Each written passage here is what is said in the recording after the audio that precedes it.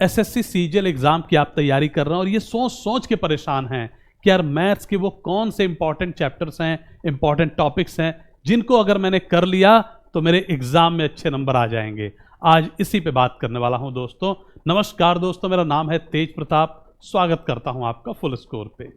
तो दोस्तों बात करेंगे इंपॉर्टेंट चैप्टर्स की, लेकिन उससे पहले मैं आपको ये बताना चाहूँगा कि इनको मैंने किस आधार पे बनाया है। ये जो इंपॉर्टेंट चैप्टर्स मैंने यहाँ पे लिखे हैं और आगे कुछ और चैप्टर्स की बात करूँगा तो किस आधार पे मैंने लिखा है। मेरे लिए इंपॉर्टेंट का मतलब दो है यहाँ पे। एक तो वो चैप्टर्स इंपॉर्टेंट हैं जो स्कोरिंग है बहुत ज़्यादा, लेकिन उनके लिए मुझे बहुत ज़्यादा मेहनत करने की ज़रूरत नहीं पड़ेगी। मेहनत तो करनी पड़ेगी, स्कोरिंग है लेकिन वो ठीक, लेकिन वो हमें नंबर भी बढ़िया देंगे। और दूसरे वो चैप्टर्स जो कि बहुत ईजी हैं, वो भी मेरे लिए क्या हो जाते हैं, इंपॉर्टेंट हो जाते हैं। रीज़न क्वेश्चंस इनसे भी आएंगे और इजी हैं, तो अगर इनको कर लिया तो अच्छे मार्क्स स्कोर कर लूँगा डेफिनेटली। ठीक, तो अब बात करते हैं, आइए। इंपॉर्टेंट का मतलब स्कोरिंग, इजी, दो कैटेगरी बना रखी है मैंने। सबसे पहले दोस्तों आपको दिखेगा रेशियो एंड प्रोपोर्शन, यहाँ पे percentage, profit and loss discount, data interpretation, simple interest and compound interest, ये चैप्टर्स आपको दिखेंगे। अब बात करते हैं, मैं तो ये चाहता था कि आप सीधा परसेंटेज से स्टार्ट करें, लेकिन परसेंटेज को स्टार्ट करने में कई बार थोड़ी बहुत कॉन्सेप्चुअल प्रॉब्लम आती है आपको, तो उससे बढ़िया ये है कि पहले आप रेशियो प्रोपोर्शन कर लो, क्योंकि रेशियो में फ्रैक्शंस वगैरह से बहुत अच्छे से आप अवेयर हो जाते हैं, फिर वही चीज़ परसेंटेज में यूज़ होती है तो आपके लिए बड़ी हेल्पफुल रहती है। इसलिए रेशियो प्रोपोर्शन आपको पहले कर लेना चाहिए, उसके बाद सीधा करना चाहिए परसेंटेज। अब परसेंटेज की महिमा की बात करें तो ये इतना इंपॉर्टेंट चैप्टर है, इतना इंपॉर्टेंट चैप्टर है कि पूरी की पूरी अरिथमेटिक को डोमिनेट करता है। कैसे डोमिनेट करता है समझते हैं। अब परसेंटेज बेसिकली नाम बदल जाता है, प्रॉफिट एंड लॉस हो जाता है। प्रॉफिट लॉस में भी हम क्या करते हैं, इतने परसेंट का प्रॉफिट हुआ, इतने परसेंट का लॉस हुआ, इतने परसेंट डिस्काउंट दिया, यही सारा कुछ चलता रहता है। मतलब यहां भी सिर्फ और सिर्फ परसेंटेज के ही टर्म्स में बात होती है। तो अगर हम क्लासिफाई करें तो इन प्रॉफिट लॉस डिस्काउंट को भी परसेंटेज का ही नाम दे सकते हैं। इतना मतलब समझिए कि, और जो ये प्रॉफिट लॉस से आप देखेंगे ढेर सारे क्वेश्चंस आपके एग्जाम में पूछे जाते हैं। इवन परसेंटेज के भी प्योर क्वेश्चंस आपको मिलते हैं एग्जाम में, जरूर मिलेंगे आपको। ठीक, तो ये जैसे ही आप परसेंटेज बढ़िया से करते हैं, आप प्रॉफिट एंड लॉस के लिए एकदम रेडी हो जाते हैं, बड़े इजीली आपको समझ में आता है चैप्टर और आप इसको भी खत्म कर लेंगे। लेकिन यहीं पे नहीं रुकना है। जैसे ही आपने ये दो चैप्टर किया, आप देखेंगे डीआई के क्वेश्चंस आपके एग्जाम में जरूर आते हैं, डेटा इंटरप्रिटेशन के। और ये जो डेटा इंटरप्रिटेशन है ये भी बेसिकली कुछ भी नहीं है। यहाँ पे भी आप देखेंगे रेशियो, फ्रैक्शन की बात होगी, परसेंटेज की बात होगी, मतलब यहाँ पे भी परसेंटेज का बहुत इंपॉर्टेंट रोल है। तो क्यों ना भैया, जैसे ही मैंने परसेंटेज किया, प्रॉफिट एंड लॉस डिस्काउंट किया, उसके बाद डेटा इंटरप्रिटेशन कर लूँ ताकि मेरे और नंबर सिक्योर हो जाएं।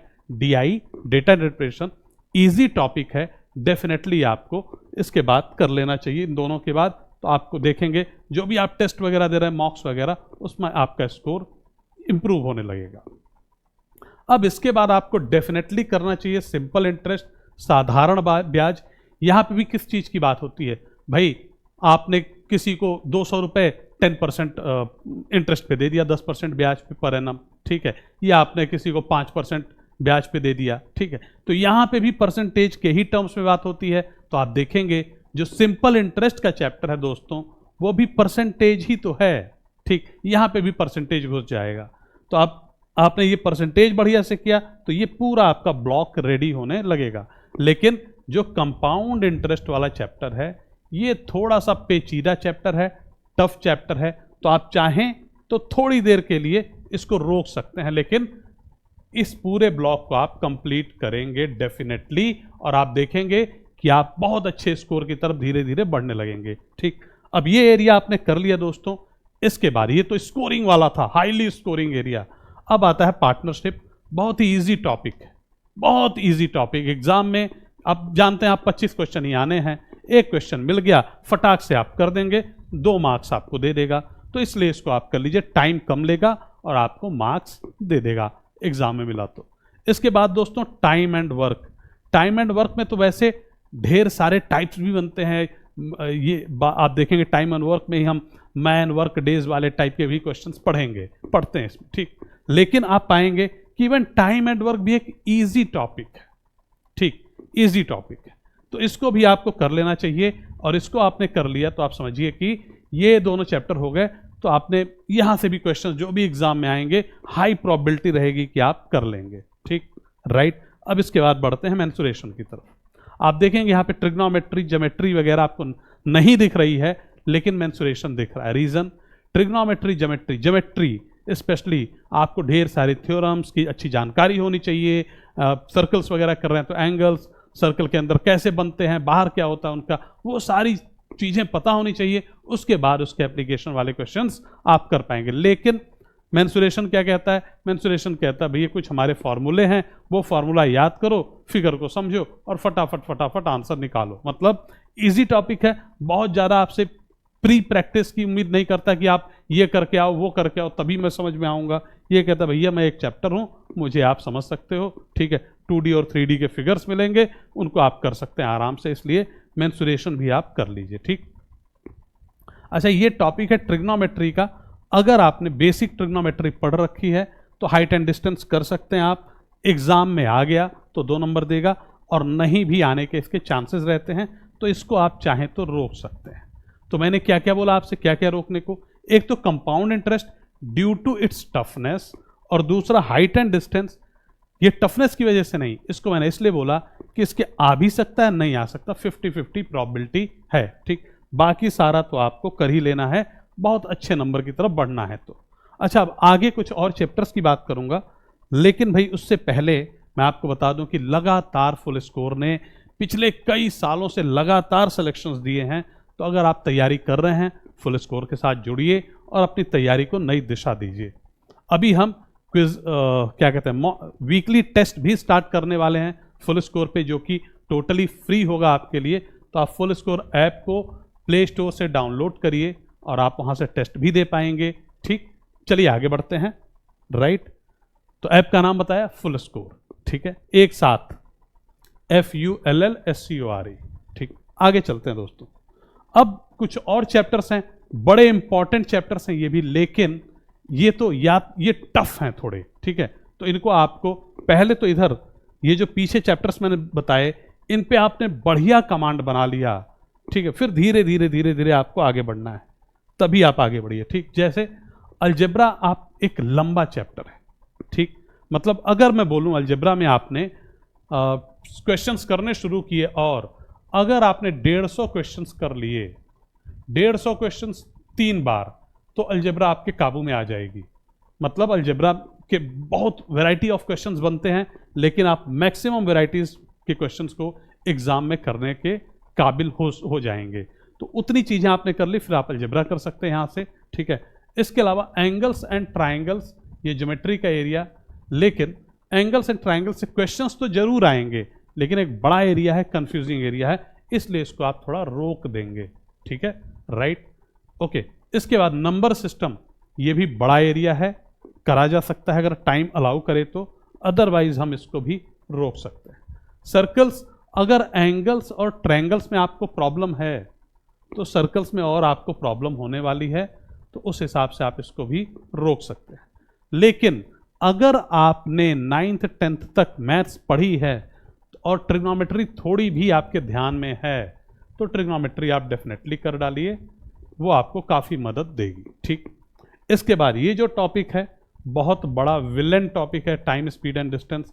इतनी वैरायटी के क्वेश्चंस बनते हैं और इतने टफ क्वेश्चंस बन सकते हैं, इतने लॉजिकल कि आपने कितना भी पढ़ा हो आपको मतलब एग्जाम में रुला सकता है, ठीक। तो इसको इसलिए लास्ट पे रखा है, और मतलब क्वेश्चन आपको मिलेगा डेफिनेटली, एक मेरे ख्याल से एक क्वेश्चन मिलेगा इससे, लेकिन इतना टफ टॉपिक है कि इसको आप रोक के रखिए। कोऑर्डिनेट ज्योमेट्री के साथ भी यही है, क्वेश्चन मिल भी सकता है, नहीं भी मिल सकता है, और एक अलग सा टॉपिक, आइसोलेटेड टॉपिक, भले ही आपने 9th 10th में पढ़ा है, ठीक है, तो इसको भी रोक सकते हैं। 50-50 चांस रहते हैं इन टॉपिक्स के, ठीक। लेकिन अगर मुझे करना हो, मैंने वो पीछे के सारे टॉपिक्स कर लिए, तो मैं सबसे पहले क्या पसंद करूंगा, मैं कहूँगा यार इसके मैं 150 क्वेश्चन 150 आराम से करता हूँ, 150 क्वेश्चन आराम से 3 दिन लेके 4 दिन लेके धीरे धीरे जो भी मैंने टाइम स्लॉट बना रखा है मैथ्स का उसी में फॉलो करता हूँ आराम से, और फिर तुरंत इसको एक बार ख़त्म करके दोबारा लगा दूंगा। ठीक है, उससे क्या होगा, थोड़ी सी अच्छी अंडरस्टैंडिंग रहेगी। ठीक, फिर मैं 10-12 दिन पे एक बार इसको और लगाना चाहूँगा, ताकि जो पढ़ा वहाँ से मुझे नंबर चाहिए। मुझे फिर ये नहीं कि जी मैं बस पढ़ के गया, मेरी मुझे कमांड चाहिए, मतलब एक वो हो, कॉन्फिडेंस हो कि हाँ एग्जाम में मैं कर दूंगा। ठीक, तो ये बात हो गई। इसके अलावा ट्रिग्नोमेट्री, अगर मैंने ट्रिग्नोमेट्री के 60-70 क्वेश्चंस कर दिए बढ़िया से, तो हाई चांस रहेंगे कि एग्जाम में कोई भी क्वेश्चन आए आप उसको अटेम्प्ट करने की कंडीशन में हो सकते हैं। ठीक है, लेकिन ये भी 60-70 में कितनी बार, 3 बार कम से कम। ठीक है, ये मुझे लगता है कि थोड़ा सा ना ये इजी एरिया है, अगर हमें आता है तो। ये मतलब हमने अगर 60-70 क्वेश्चन ढंग से 3 बार किया तो एग्जाम में बहुत हाई चांस रहेगा कि हम उसको कर लेंगे। ठीक, इसके अलावा टाइम, स्पीड एंड डिस्टेंस को तो मैंने बोला ही आपसे, रोक के रखिए, कोऑर्डिनेट ज्योमेट्री रोक के रखिए। ठीक, इनके बाद मैं करना चाहूँगा अगर कोई टॉपिक, तो वो होगा नंबर सिस्टम। नंबर सिस्टम के साथ ये है कि ये ट्रायंगल्स जैसा या एंगल्स वाले जो सर्कल्स वगैरह टॉपिक की तरह ये एक बहुत तगड़ी अंडरस्टैंडिंग नहीं चाहते हैं थ्योरी पे, इसको किया जा सकता है, इसलिए मैं इसको करना पसंद करूँगा। ठीक, अब एंगल्स एंड ट्रायंगल्स और सर्कल्स मैं कब करूँगा, मैं इन दोनों से पहले एंगल्स एंड ट्रायंगल्स और सर्कल्स को करना पसंद करूँगा, अगर टाइम अलाउ करता है तो। ठीक, इतनी चीज़ें तो मुझे करनी है, लेकिन कुछ खास बातें मैं आपको बता दूं जो आपको डेली करनी पड़ेंगी। पहले भी मैंने जो पिछला वीडियो बनाया था उसमें आपको बताया था कि आपको डेली क्या करना है, टेबल।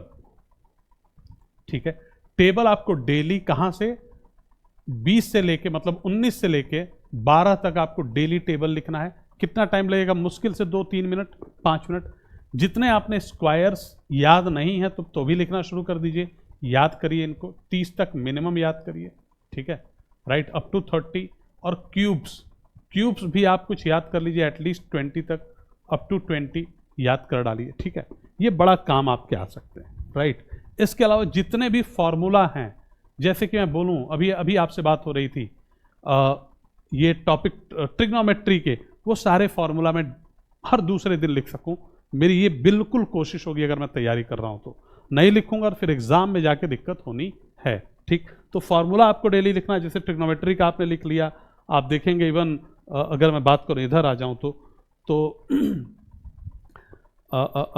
ये रहा, मेंसुरेशन के फॉर्मूला हो गए, ये सारी चीज़ें मैं अक्सर लिखना चाहूँगा। ठीक है, अगर मैंने अभी तैयारी शुरू की है तो इवन कंपाउंड इंटरेस्ट जब 6 मंथली कैलकुलेट होता है तब क्या फार्मूला हो जाता है। ठीक है, राइट, क्वार्टरली हो रहा है तब कैसे फार्मूला चेंज होता है, उनको मैं लगातार लिखता रहूँगा ताकि मेरी प्रैक्टिस अच्छी बनी रहे फार्मूले पे भी।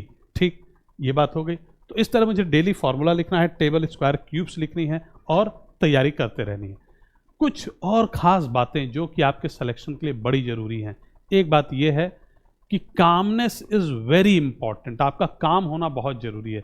जितने शांत होंगे आप, उतनी अच्छी आपकी तैयारी होगी, उतना ज़्यादा आप रिसीव करेंगे। लेकिन अगर आप पैनिक कर रहे हैं, टेंशन में हैं और उसमें पढ़ाई कर रहे हैं, तो समझिए कि आप बहुत बड़ी, मतलब आप उसमें फंसते, साइकिल में फंसते जाएंगे, आप इस प्रोसेस को एंजॉय नहीं करेंगे, सिलेक्शन नहीं होगा। ये क्रिकेट की तरह समझिए, क्रिकेट मैच, कल इंटरनेशनल मैच आपको खेलना है, आज रात भर आप टेंशन में हो, सोए नहीं हो, तो कल का मैच खराब होना ही है। लेकिन अगर आप टेंशन में नहीं हो आज, तो कल जो भी होगा उसमें आप अपना बेस्ट दे सकते हो। तो आपकी कोशिश हमेशा ये होनी चाहिए कि मुझे बेस्ट देना है एग्जाम में, ना कि क्या होगा क्या नहीं होगा उसको छोड़ के सिर्फ अपना काम करते रहना है।